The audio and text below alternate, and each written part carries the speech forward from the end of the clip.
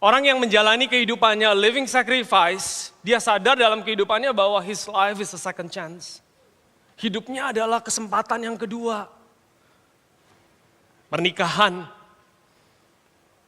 surat cerai hampir ditandatangani, papers almost signed. Komunikasi terputus total, hubungan kandas total. But somehow, ada jalan untuk pernikahan itu bisa kembali.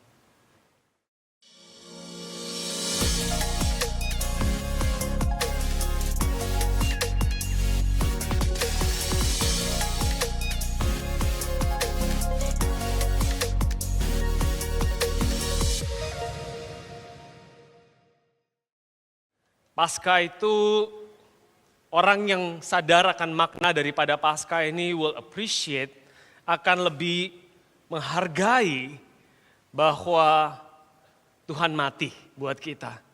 God could have just come, Tuhan bisa saja datang ke dunia dan decided, kalau kayak begini tampangnya nggak jadi gitu. But saya percaya di Via Dolorosa, dengan siksaan yang dia jalani, saya percaya dia melihat muka saudara dan saya. He persisted, dia jalan terus. Karena dia lihat saudara dan saya di balik karyanya. Amin. Amin. Pagi hari ini kita akan berbicara mengenai the vessel of grace. Satu wadah akan kasih karunia yang berjudul The Living Sacrifice. Persembahan yang hidup. Roma 12 ayat 1 dikatakan, I beseech you therefore, karena itu saudara-saudara, demi kemurahan Allah, by the mercies of God, aku menasehati kamu, I beseech you, supaya kamu mempersembahkan tubuhmu sebagai persembahan yang hidup, that you present your bodies as a living sacrifice, yang kudus dan yang berkenan kepada Allah, itu adalah ibadahmu yang sejati. Dikatakan holy, acceptable to God, which is your reasonable service. Dikatakan dalam bahasa Inggrisnya adalah reasonable service. Reasonable. Pertanyaannya adalah pada saat kita membaca firman Tuhan, apakah kita mengizinkan diri kita untuk reason? Kata reason ini adalah kata logikos. It means rational for us.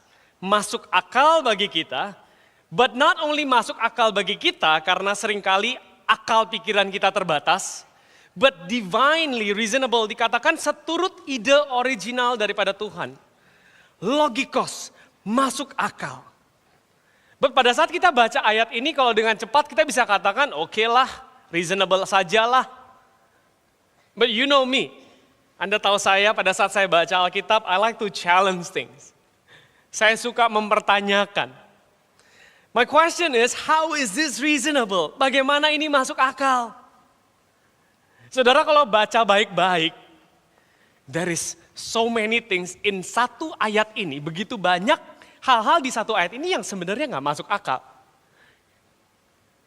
Contohnya, living sacrifice. Saudara tahu kata living itu adalah kata zao yang artinya adalah hidup. Tapi secara spesifik dikatakan definition hidup adalah not dead. Pinter ya. Kalau saudara baca definisinya di define adalah zao adalah not dead. Tidak mati, yaitu hidup. Tapi kata sacrifice kemudian adalah kata kill, slaughtered, die. Mati. Karena kita lihat di perjanjian lama nggak ada sacrifice yang hidup. Bahasanya adalah korban. Bahasa even that's the Hebrew words, itu adalah bahasa Hebrunya, kurban. Kurban itu nggak ada yang hidup. Kurban itu harus mati. Either barang mati atau hidup yang mati. Yang mati. But pada saat kita bertanya, how reasonable it is, bagaimana masuk akal, saya mempersembahkan diri saya hidup dan mati at the same time. Living sacrifice. Gak ada. Anda bisa cek di Alkitab, gak ada. And as a matter of fact, secara tradisi adalah abomination kalau memberikan korban yang hidup. Karena korban itu tidak boleh hidup. Korban itu harus mati. Living sacrifice. How is it reasonable? Kemudian bukan saja living sacrifice-nya secara kata-kata sudah agak membingungkan. Banyak dari kita suka mengumandangkan persembahan yang hidup, persembahan yang hidup. Do you know what is persembahan yang hidup? Holy and acceptable lebih pusing lagi. Bukan hanya susah tapi mustahil. Maksudnya apa? Holy and acceptable. Saya mau kasih tahu saudara bahwa pagi hari ini God is not anti-logic. Karena apa? Karena dia berbicara mengenai satu hal yang logikos. Bahkan di Yesaya 1 ayat 18 dikatakan, come let us reason, says the Lord. Ayo datang, mari kita berperkara.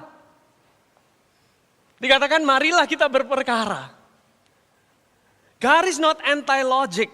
He does not ask for the blind faith. Kita belajar di minggu-minggu lalu bagaimana Abraham is not blind faith. Kalau Anda baca di Kisah Para Rasul 7 ayat 2-3 dikatakan Abraham, Tuhan sudah menampakkan dirinya kepada Abraham. Kalau saudara belajar mengenai kehidupan Abraham, Abraham itu seseorang yang hidup dengan pagan family. Tera itu bukan menyembah Yahweh. Dia nggak mengenal siapa itu Yahweh. Dan Tuhan menampakkan dirinya dikatakan di Mesopotamia. Dan setelah itu pada saat Tuhan menampakkan dirinya lagi. Tuhan berkata go, dia katakan yes I'll go. Saya selalu bilang sama jemaat, the disciple that I work with closely, saya katakan, you know what, dibanding kita memaksakan diri mengikut Tuhan, kadang-kadang ada waktunya kita butuh slow down dan minta Tuhan, Tuhan tampakkanlah dirimu. If I don't encounter you, kalau saya nggak mengalami engkau, this is all just religion. Ini cuman mangkisi mangkidu. God is not anti-logic. He does not ask for blind faith. He invites us to think, to reason, to understand. Di Roma 6 kita belajar, kalau Anda baca Roma 6, Tuhan mengajarkan kita untuk reason. Ada 4R di Roma 6 dikatakan reason, kemudian reckon. Orang yang bisa reason akan bisa reckon. Reckon itu mengidentifikasi diri dia. Kalau kita dibilang reason, bagaimana ya Tuhan? Kok bisa begini firman-Mu? If you reason well, you can reckon well. Saya ini anak Tuhan. I reckon myself sebagai anak Tuhan. If you reckon well, you can resist well. Bisa berantem dengan benar, bisa menangkal dengan benar. And if you resist well, you can replace well. You can have this new life. Sekali lagi, kita nggak sebagai orang Kristen, we are not afraid of reasoning. As a matter of fact, Alkitab adalah satu buku yang paling discrutinized in this entire world. Dari semua sisi. Kebangkitan Tuhan dipertanyakan oleh semua orang. So anak-anak muda di tempat ini apabila Anda bertanya, do not let the church, jangan izinkan gereja untuk menyatakan bahwa you're weird. Yesaya 1 ayat 18 dikatakan, come let us reason, says the Lord. Marilah kita berperkara, kata Tuhan. Those who reason well, reckon well. Those who reckon well, resist well, bertahan well. Those who resist well, replace well. Mereka akan bisa menghidupi hidup yang baru. He invites us to think, to reason, and to understand. Tuhan tidak anti logika. Tuhan tidak meminta kita percaya secara buta. Instruksinya mungkin kita percaya secara buta, tapi pribadinya tidak bisa secara buta. Saya nggak mau nurut sama orang yang saya nggak kenal. Apakah dia punya hati yang cukup saya percaya dia demi kebaikan saya atau enggak? I don't know. Tapi kita terlalu sibuk katakan taat aja sama Tuhan, taat saja sama Tuhan. Tapi orang yang kita katakan dia nggak kenal Tuhannya. Maka dari itu di dalam perjalanan iman kita sangat penting kita mengenal Tuhan. Ketaatan kita itu hanya sejauh Tuhan menampakkan dirinya dalam kehidupan kita. Kita nggak bisa taat sama Tuhan kalau kita nggak kenal sama Tuhan. Amin. Doa saya untuk IFGF Jakarta adalah kita bukan jadi gereja yang main-main gerejaan. Tapi kita bisa menjadi gereja yang mengenal Tuhannya. That's faith. Roma 12 ayat 1 dikatakan, I beseech you therefore. Pada saat kita mau reason well, saya mau kasih beberapa peluru untuk Anda baca.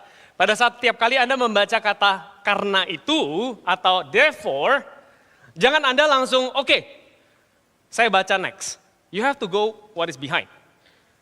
Oke, contohnya nih ya, kita di gereja Anda datang ke gereja, kita usher atau para pastoral nyapanya gimana?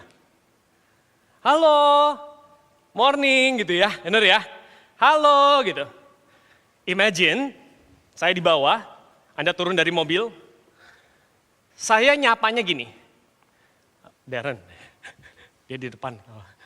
Darren, oleh karena itu, imagine. Hai Pastor Cece, turun dari mobil, halo saya tuh ganti oleh karena itu. Kira-kira dia bingung gak?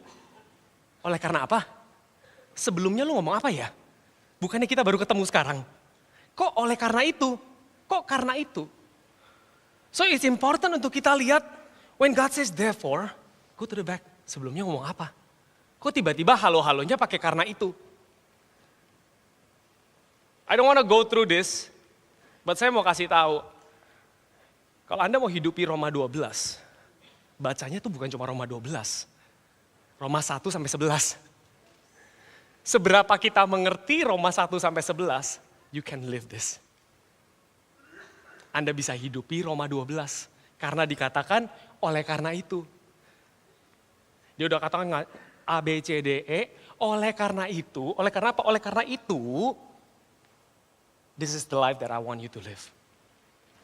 Therefore, dengan cepat saja Roma 1 sampai 3 kita belajar bahwa semua orang sudah berbuat dosa. Roma 4 sampai 5 dikatakan kita dibenarkan oleh kasih karunia. Roma 6 hidup bukan lagi milik kita. Roma 7 kita bisa memperbaiki diri.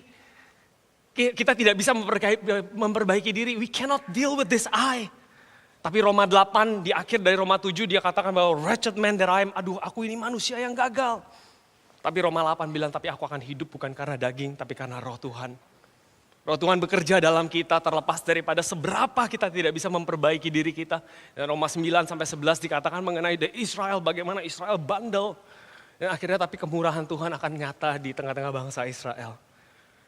And with knowing all that, sudah tahu semua itu, oleh karena itu dikatakan. So banyak dari kita nggak mengerti. We cannot reason properly. Karena banyak dari orang anak-anak muda juga bilangnya mau reason, tapi nggak niat juga reasonnya. Bilangnya mau reason, tapi bacanya males. Researchnya males. Karena bukan cuma kata therefore. Trust me, my point gak banyak. Lebih penting untuk saya intro dibanding poinnya. The point are very simple this morning. Tapi saya mau trigger di tempat ini orang-orang yang jangan pikir Anda sudah pernah baca Alkitab 10 kali, 20 kali. The Bible is so beautiful, firman Tuhan begitu luar biasanya. Tiap kali Anda baca, tiap kali saya baca, saya kayak bilang, kok bagian ini gue gak pernah baca ya. It's so exhaustive, begitu luar biasanya. And saya mau kasih tahu Anda, you know what, banyak orang-orang bilang, orang Kristen mah yang penting percaya. Saya mau kasih tahu, one of the orang-orang yang paling pintar di dunia, scientist, mathematician, itu adalah orang-orang yang percaya, orang-orang yang punya iman. Anda tahu yang namanya Isaac Newton? Seorang yang bernama Isaac Newton, all the youngs here, sekolah SMA, Anda tahu siapa Isaac Newton? You know Isaac Newton? You know Isaac Newton wrote an expository, dia dalemin the book of Daniel.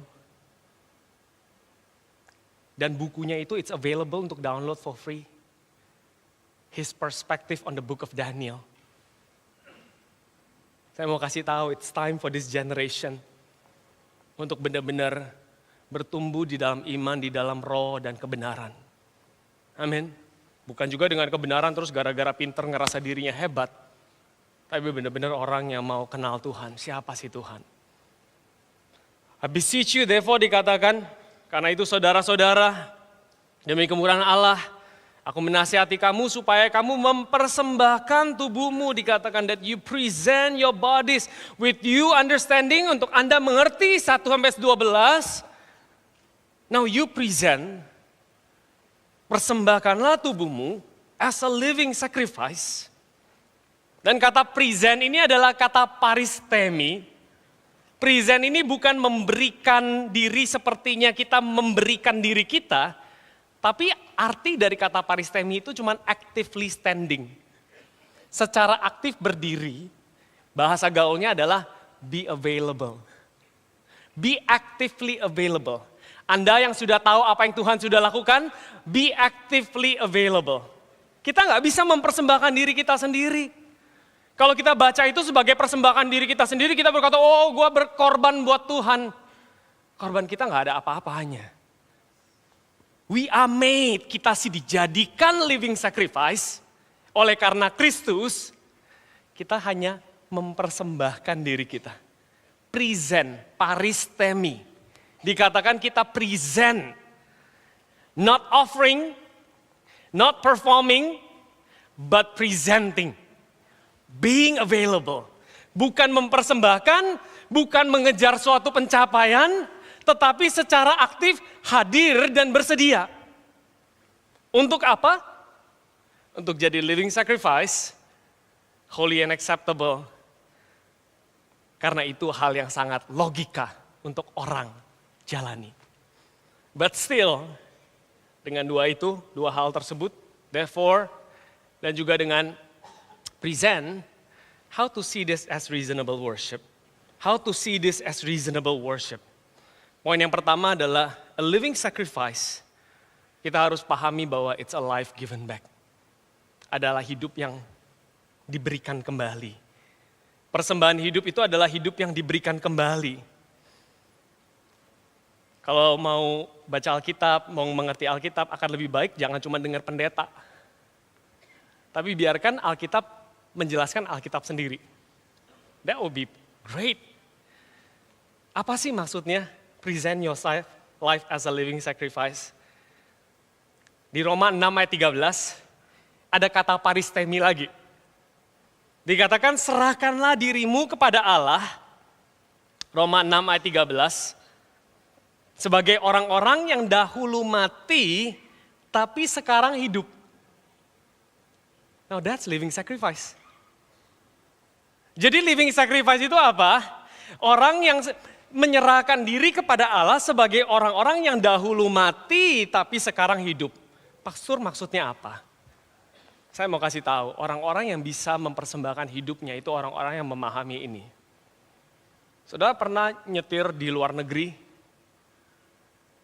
Saya nyetir di luar negeri waktu masih kuliah. Nggak punya duit pas-pasan, kebanyakan belanja. Bokek, mau telepon papa mama, malu, bukan cuma malu, takut diomelin juga kan, lu udah gue kasih gak cukup. Nyetir, buru-buru, ditangkap polisi. Tahu tiket? Kalau bayar tiket tuh berapa kalau di tempat kuliah saya dulu, itu satu tiket bisa 2,5 juta. Mahal. Pas ditangkap ya, pas ngeong-ngeong gitu. Dikebut gitu, kita udah ditangkap dia tuh dari belakang ngeong-ngeong. Itu hati kayaknya lemes. Tiba-tiba saldo bank berasa kayak, habislah gua hidup gua. Udah gak ada duit. Kenapa ngapain juga tadi ya buru-buru. Waduh nyesel. Terus pasan nyamping, ngeong-ngeong. Polisinya keluar. Bilang, ya gitulah, tau lah ya kalau ditangkap gitu kan. Dalam hati cuma Tuhan, berbicaralah kepada polisi ini. Terus pasang tampang melas, pasang tampang miskin gitu. Hoping untuk dapat warning aja gitu. Jangan dapat tiket, bayarnya bisa pusing. Kalau nggak ada tiket, kalau nggak bayar tuh tiket dikumpul-kumpulin, mobil diderek habis, lebih parah lagi. Suatu waktu saya doa sama Tuhan, waktu itu pelayanan juga lah ya, buru-buru, pelayanan, alasan. Intinya yang ngebut salah gitu. Saya doa Tuhan, kalau sampai Dia ampuni saya ini $200 buat saya makan. Saudara, dia katakan nggak bisa. Saya minta ampun. Gitu. Saya bilang ampunin dong gitu. Nggak bisa, dia bilang nggak bisa. Terus saya cerita sedikit. Ya tadi saya ngantuk, nggak nyadar, terus gini-gini. Nggak bisa, dia bilang. Terus saya bilang saya buru-buru. Dia bilang kalau kamu buru-buru nabrak orang gimana? Makanya saya mau ngajarin kamu, lagi buru-buru juga jangan nyetir. Wah malah diajarin lagi. Terus akhirnya after a while ngobrol, dia bilang gini, today I decided to just give you a warning. Hari ini saya putuskan hanya akan memberikan Anda peringatan. You know what, dalam hati saya pengen keluar mobil, saya pengen peluk-peluk. Saya peluk-peluk. Terima kasih atas kesempatannya kedua. Lu mau gua ngapain deh? Lu mau apa aja deh, gue kasih tuh. Yang gue punya, walaupun gak punya banyak. Tapi apapun saya mau kasih. And God tells me that that's the feeling. Orang yang menjalani kehidupannya living sacrifice, dia sadar dalam kehidupannya bahwa his life is a second chance. Hidupnya adalah kesempatan yang kedua. Pernikahan. Surat cerai hampir ditandatangani, papers almost signed. Komunikasi terputus total, hubungan kandas total. But somehow ada jalan untuk pernikahan itu bisa kembali. Business is gone, habis semuanya. Reputation damage, reputasi nama baik hancur. Everything is lost. But somehow, ada orang memberikan kesempatan yang kedua. You are given another opportunity.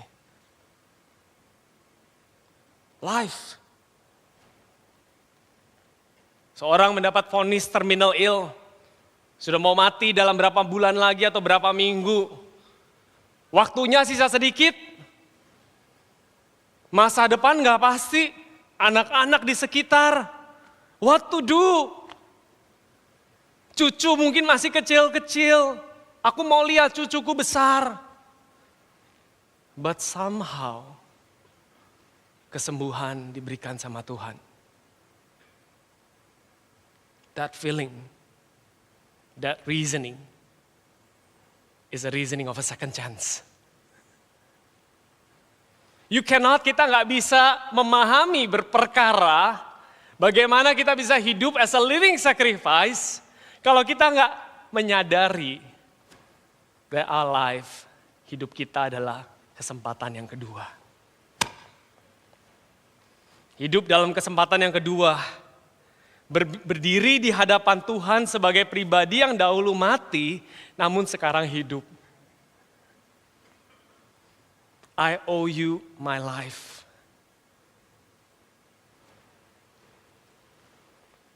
Yang kedua, wholly acceptable. It's a life with new direction. Kudus berkenan adalah hidup dengan tujuan yang baru. Wholly acceptable, kata holy itu maksudnya apa? Kata holy itu bukan hanya sekedar tidak berbuat salah. Holy-nya Tuhan adalah Tuhan holy karena dia berbeda dengan manusia. Kata holy itu adalah kata agios yang adalah kata set apart. Saudara tahu kalau kata set apart, kadosh di dalam perjanjian lama, di dalam Ibrani itu intinya cuma dipisahkan. Kata agios itu adalah dipisahkan untuk tujuan Tuhan. Dipisahkan. Bahasanya kalau Anda suka makan bakmi dikatakan agiosin daun bawangnya dong. Gitu. Gue mau bawa pulang buat oseng-oseng nasi, goreng. Bukan dipisahkan untuk dibuang, dipisahkan untuk hal yang berbeda. Separated, dipisahkan. Kata holy, acceptable, kudus dan berkenan berbicara mengenai tujuan yang baru, a new direction. Tuhan pisahkan untuk tujuan yang khusus yang sejalan dengan perkenanannya. But again, let Bible explain itself. Roma 6 ayat 13 kita balikin ke Roma 6 ayat 13. Dikatakan serahkan dirimu kepada Allah, paristemi, dirimu kepada Allah, sebagai orang-orang yang dahulu mati tetapi sekarang hidup. Kemudian ada paristemi lagi, serahkanlah lagi anggota-anggota tubuhmu kepada Allah untuk menjadi senjata-senjata kebenaran. Instrument of righteousness. Present yourself, make yourself available untuk menjadi instrumen daripada Tuhan. The good news is, saya mau kasih tahu saudara, instrumen itu nggak ada artinya sampai diangkat oleh yang mau pakai. Use according to the one who holds it. Present yourself as an instrument. Pen nggak ada artinya, mau itu pen Montblanc harganya berapa ratus juta, puluhan juta, saya nggak tahu itu harganya berapa. Nggak ada gunanya kalau tidak dipakai oleh penulisnya.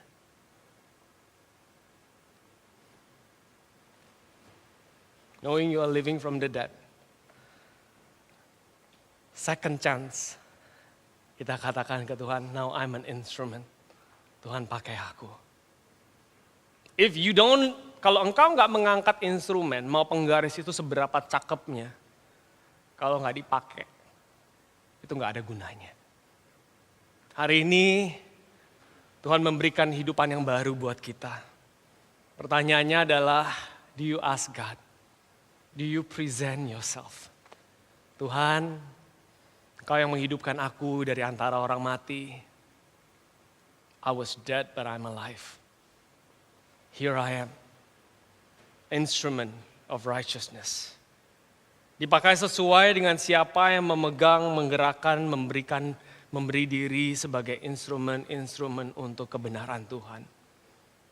Roma 12 ayat 1 menjadi reasonable worship. Menjadi reasonable service.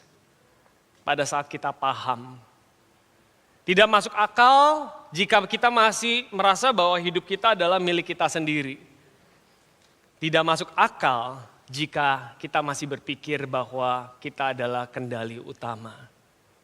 Sebaliknya, reasonable worship service masuk akal kalau kita sadar bahwa hidup ini adalah pemberian, kesempatan yang kedua. Masuk akal apabila kita di dalam hati kita bisa mengatakan hidupku lebih baik di tangan Tuhan dibanding tanganku sendiri. Saya lihat bagaimana setiap dari kita sangat rentan untuk menghancurkan kehidupan kita sendiri. Amin. God gave us free will. Tuhan memberikan kita kebebasan untuk berkehendak. Hari ini dengan kebebasan itu, hari ini selesai gereja aja, I can do whatever I want. Right? But saya selalu mengingatkan jemaat IFGF Jakarta, knowing the will that you have. Anda tahu kebebasan memutuskan yang Anda punya. Anda bisa datang ke Tuhan and say like, God today, hari ini, let your will be done. Biarlah kehendak-Mu yang jadi. Even God, kalau nanti siang gua bandel, let your will be done. Even when I fail, let your will be done. Kita tahu bahwa tujuan yang Tuhan punya lebih besar daripada tujuan kita. Kita mengejar tujuan-tujuan yang fana. Saya nggak pernah lihat orang di deathbed, kata-kata terakhirnya adalah, udah mau meninggal. Tanya pertama, itu deal proyek itu gimana? Nggak pernah. Atau kita tanya, Om, kalau ada satu hal yang Om sesalkan dalam kehidupan ini yang you wish you can do better, apa? Oh, I wish I can play more golf. Nggak ada yang jawab begitu. Balik lagi jawabannya adalah relationship, seringkali. I wish I spend more time with my children. I wish I take care of them better. Saya berharap saya lebih baik lagi. But I want to tell you, tujuan Tuhan adalah tujuan yang gak bikin Anda menyesal. You will live this life, Anda akan hidupi kehidupan ini. But come to God, datang ke Tuhan, present. Dalam segala kelemahan. Don't think that God is surprised, jangan pikir Tuhan kaget dengan segala kelemahan kita. Tuhan tahu siapa kita. Tapi Tuhan tetap mau pakai kita. Dia mati buat kita. On this Easter day, resurrection, kita ingatkan diri kita. He died for us. And dia mau pakai setiap dari kita. Amin. If I would like to rephrase dengan berani bukan dengan lancang. Rephrase Roma 12 ayat 1. This is how it would sound like. Because he forgave us, we live. This is a life given back. A second chance we never deserve. When that truth becomes real, sekali lagi, pada saat itu menjadi real, logical. Being available to him is no longer heroic, but it's our reasonable worship. Adalah sesuatu yang sangat masuk akal. Tuhan bantu kami untuk menghidupi itu embodied Roma 12 ayat 1 ini. Mari kita bangkit berdiri. On this Resurrection Sunday, I speak forth kehidupan yang baru buat setiap jemaat IFGF Jakarta in Jesus name. Ku tinggikan Engkau Tuhan, melebihi segalanya, lebih dalam ku menyembah dalam roh dan kebenaran. Ku tinggikan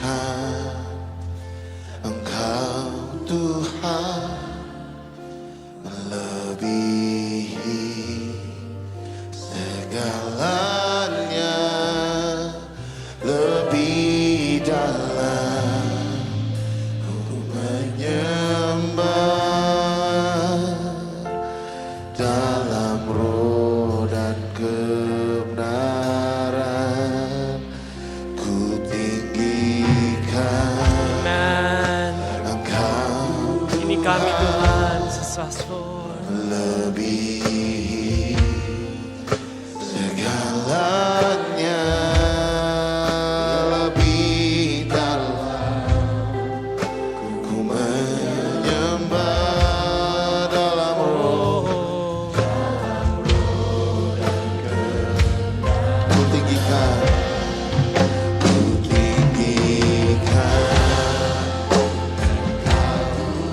Amen, amen, amen. Thank you, Lord. Thank you, Jesus. Oh, yes, Lord. Dalam roh dan kebenaran.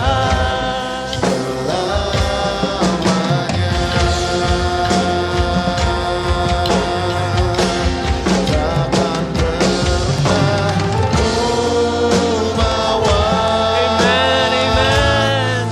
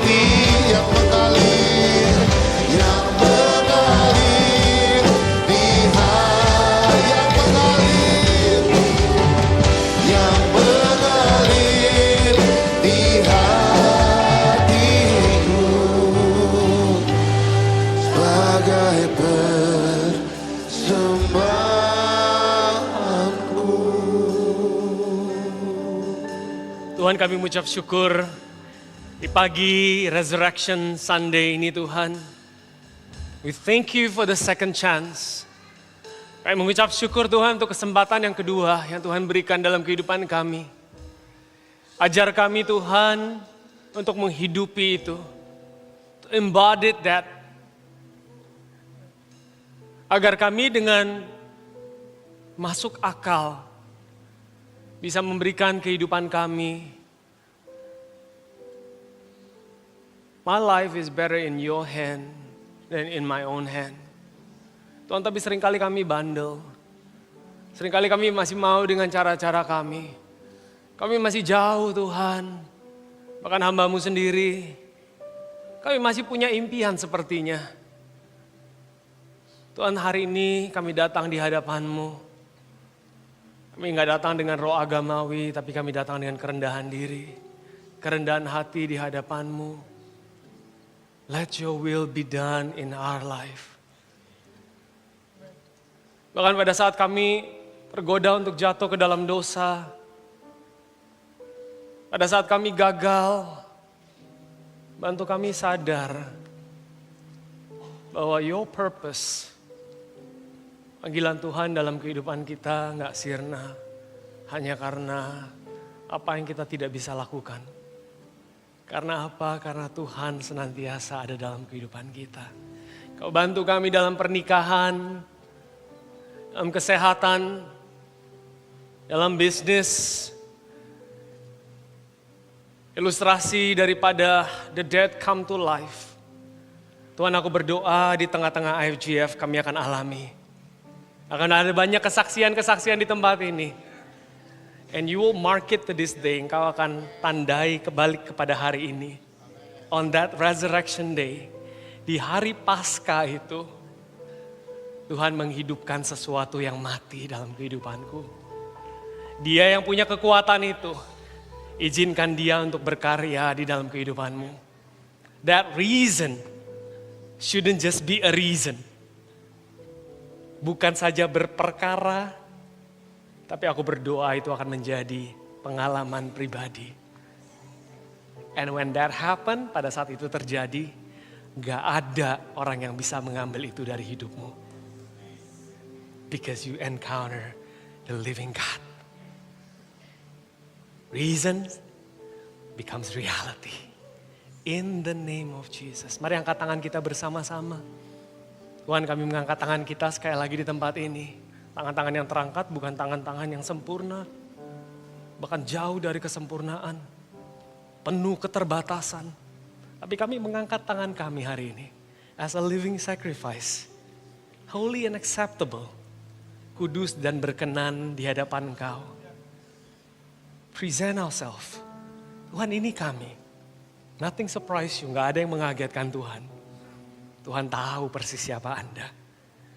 Kita bisa mengelabui teman kita, tapi kita gak bisa mengelabui Tuhan. But still Tuhan katakan, I wanna use you. Because I died for you. Aku mati buat Engkau. Tuhan, lihat setiap tangan yang terangkat. Diberkatilah Engkau pada saat Engkau masuk. Diberkatilah Engkau pada saat Engkau keluar. Engkau akan menjadi kepala dan bukan menjadi ekor. Lumbung-lumbungmu akan dipenuhi oleh Tuhan. Berkat-berkat Tuhan akan melimpah dalam kehidupanmu. Bukan karena kehebatanmu.